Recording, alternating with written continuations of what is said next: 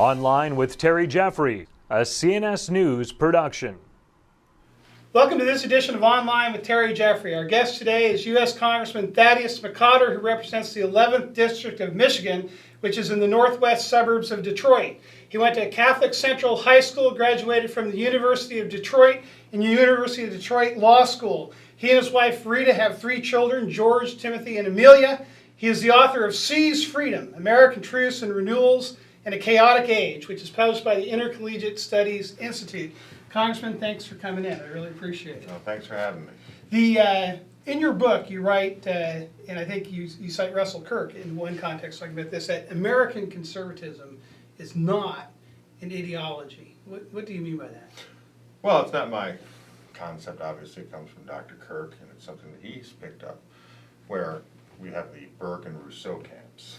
We would be as conservatives in the Burke to philosophy and understanding of reason as applied to human nature, as applied to experience and historical developments. We stand on the shoulders of giants, as has been said.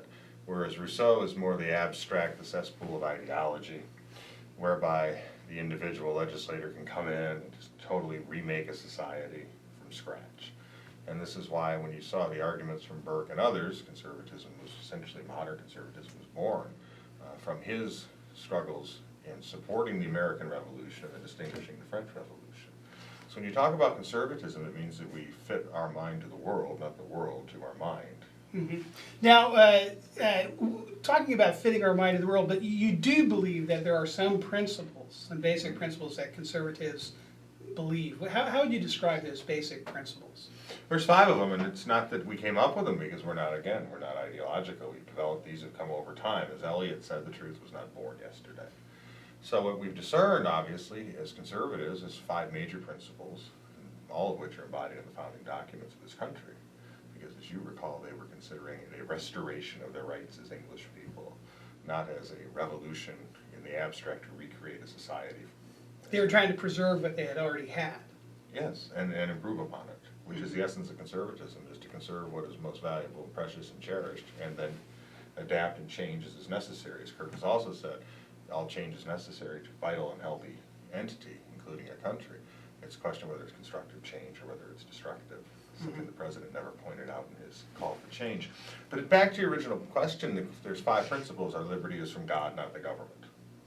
Our security is from strength, not surrender or appeasement. Our sovereignty is in our souls as sovereign citizens, not in the soil or a scepter or a crown. Our prosperity is in the private sector, not the public sector. And our truths are self-evident, not relative. Those are 5 basic principles the country has operated on since its inception. You say our rights, you write in the book that our rights come from God, and that conservatives have to recognize that. To put it bluntly, if someone is an atheist and they do not recognize the existence of a God, can they be a conservative? Well, I think they can. I think they can as long as they recognize that the rights do not come from government. They come from a higher source, whatever they care to deem it. Mm-hmm. Because when you allow your fellow imperfect human beings to be the source of your rights, those rights are malleable. This is what we see in many of the language of the left. Much of well, if they say there is no God, they reject God as an authority. What possible alternative authority higher than the state could they point to? Well, you'd have to ask them that question. I'm not in the mood to purge right. the conservative ranks. If someone considers themselves a conservative and can be with us 80 to 90% of the time, that's fine as well. I think that one of the things that I've learned from ideologues is that they are the ones who tend to purge. They are the ones who tend to pair. And what Reagan and Kirk and everyone else has said, which is in the book, is that politics is the art of the possible. And as William F. Buckley Jr. talked about electoral politics, I find the most electable conservative I can to move the movement forward. Sure, but politics is the art of the possible, but is there a difference between saying, I'm tactically allied with this particular individual organization for the purpose of reaching this legit... We were discussing whether they believe they are conservative. Well, for example, in World War II, the United States, in order to stop Nazi Germany, allied itself with Stalin's Soviet Union, a regime that Ronald Reagan would later correctly call an evil empire, in part because it was an empire based on denial of the existence of God and the God-given rights of men. Isn't it possible for conservatives in politics, just like the United States aligned itself with Stalin for a strategic aim that was paramount at that moment, to align itself with individuals and groups that may hold views that are in fact anathema to our own, but in the particular political struggle at that moment can aid us to get to a good and proper end? I'm not going to compare the political domestic struggle that we're currently in with a two-front world war. Right. And what is necessary for the survival of Western civilization. Right. But if you're talking tactics, that's one thing. If you're talking whether a person can believe they're conservative or not, just because they don't believe in one of those principles or does not I'm talking about the the existence of that's God. up to their original, They say, that's up to their conscience. I'm not going to lead a Torquemada type inquisition if I'm not going to go into your conscience.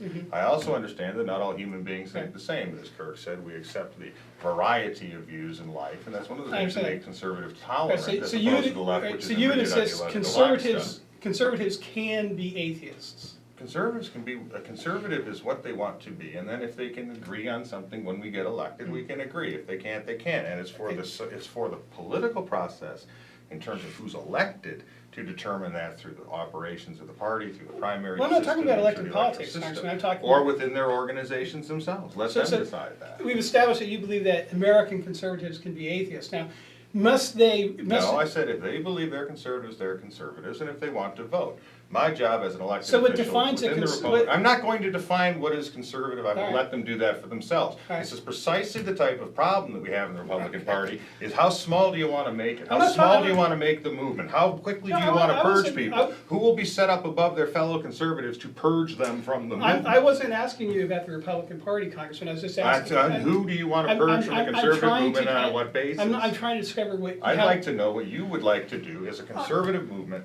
How many people do you want to pair? Who should be put in charge of leading that purge? And then who will follow up to make sure that they are not considered I'm trying to discover how you define conservative. So a conservative could be an atheist. Now, in your view, I'm not trying to define conservative. I've laid out the principles that have been taught to us from conservative writers from Burke to Kirk to Buckley. And I will let people self-define themselves as conservatives. And when they enter the political arena, that's when other people can define them. All right, so in your view, a conservative can be an atheist. Now, must a conservative... No, in my view... Well, yes or no? I'm not even asking the question. Well, I am asking you a because question. It's not for me to go into their conscience and determine whether or not you're conservative. I'm not asking you to go into someone's conscience. Yes, you are. You're asking me to determine whether I can sit there and say, you are conservative, you are not. I am in the position as an elected official where I get to be judged. That's the Well, you say conservative American conservative was a philosophy, not an ideology. And I thought you started out by saying it is the negation of ideology. I understood you to say that you started out that among the principles that a conservative must believe is that our rights come from God. Is that correct? There are 5 principles that have formed the basis of conservatism as we've known it and evolved it. All right. Right. And that is my belief. All right. And if you want to believe that, I'm more than happy to have you believe it. If But you want to believe in 4 of them, that's for you to determine whether you believe you are conservative. We can also have a conservatism, if I understand you correctly, it says God now, are does you not actively, if you are an atheist, are you actively, radically running around trying to undermine the concept that your rights come from a higher source than the federal government? Are you trying to put your fellow citizens under? It's not the conscience aspect of it, it's the actions on which we're measured. For example, S.E. Cupp, would you argue that S.E. Cupp is not a conservative? I don't know S.E. Cupp, but I didn't know what she believes Cupp is self-described agnostic, and yet she is one of the new generation of leaders in the Republican media movement. Now, would you say that? Would you say whether a conservative acknowledges the existence of a God from whom our rights derive, as the founders state in the Declaration of Independence? Would you say that conservatives must at least believe that there are certain absolute rules of morality that all individuals and all nations must obey? I'm not going to sit here and try to define, and you continue to ask the same question in a different way. I'm not going to define who's a conservative I'm not asking you to define whether Yes, you are, because if I lay out a standard that you want laid out, that forms the basis of who with sets and subsets. Here is a set, here is a set. Do these sets overlap or do these sets not overlap? To the direct yes or no question, do conservatives believe that there are certain absolute rules of morality that apply to all individuals in all states? Your answer is... Conservatives believe that the culture and the foundational virtues over the period of time have evolved from the beginning. They have not said that they're static, they have not said that they're stagnant. They've said that as tradition, history, and reason and experience has unfolded, we find ourselves here today, and this is what we have inherited. Now, it is also to say that they do not change over time because there have been cultural norms that have changed over time as well. But again, that's what makes this country great, is because we can argue how that gets done or whether they change or not within the constitutional system and the democratic framework underneath it that was put in place. So what you want as an answer is, am I going to put forward a list for the purging? And And the answer is no. No, I'm not asking you for any list of any individual. Now, I'm not No, sure I but a understood. criteria I'm by not which sure, we could apply Congressman, to I'm not sure I understood your answer to the yes or no question of whether conservatives believe that there are You've absolute. heard my answer to the question, is I'm not going to say Do yes or no. conservatives believe in absolute because, rules of morality? This one does. All But right. there's a higher But defined there's other purpose. conservatives that don't need to believe in absolute rules. But of I'm not morality. gonna go into what other people I'm talking believe. about the conservative philosophy. You're talking about, again, you can say it any way you Right. want. You want a foundation by which, if you Right. lay out X, Y, and Z, you can then apply X, Y, and Right. Z to this group of The- people and determine who fits it The, and who doesn't. the Ten Commandments say, "Thou shalt not kill." And I think that most conservatives I know would argue that the belief that you cannot deliberately take the life of an innocent human being is an absolute moral rule that applies to all individuals at all times and applies to states. Do you agree that that is an absolute rule of morality that we cannot change and we must not Are we violate? discussing religion or are we discussing politics? No, I'm not talking about religion. Which one do you want to discuss? I want to talk about the conservative philosophy. Is it an absolute rule of morality that you may not deliberately kill an innocent human being, whether you are in government or whether you're an It individual? is put forward, and then the question becomes what Yes happens or in a state no? of war with a collateral damage. Is it an Congressman? Yes or no question? Is I'm it not in a absolute- court of law. You're- Now, you listen to me. You want an answer on yes or no. Your question is, can we tie certain principles that are found within religion to whether you are a good conservative or not? No, I didn't. Is that what you're doing? Well, let me ask you. Leave Is religion. that what you're doing? No, Because then you can no. also run into the definitions over time of what constitutes Okay. innocent. Is it an absolute rule For of example, morality under an that you absolute rule, cannot would you kill say that a an United innocent States human being? soldier in Afghanistan that accidentally, through the fog of war, there's collateral damage? Accidentally, you just said. I'm asking you Through deliberately. the fog of war. Deliberately. What if you were deliberately bombing in World War II? What if you were Right. deliberately bombing a civilian population? If it is your Was Winston Churchill not a, was not Excuse- Winston well, Churchill well, not a conservative because of the let firebombing me in answer- Dresden? let me answer- Well, answer your well, question. yeah, let me answer by your your question. criteria. Was Winston Let Churchill not a conservative? Let me answer your Because of the question. firebombing Let in me Dresden. answer your question.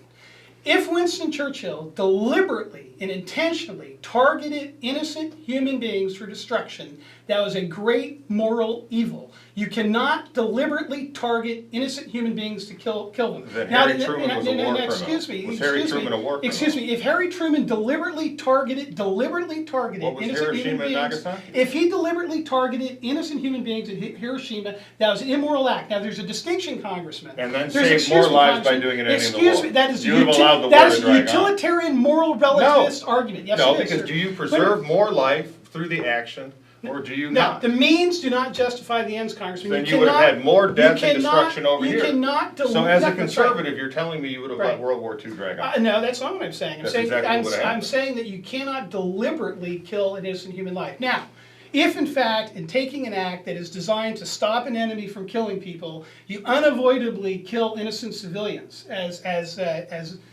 corollary damage, that is an evil that you did not intend.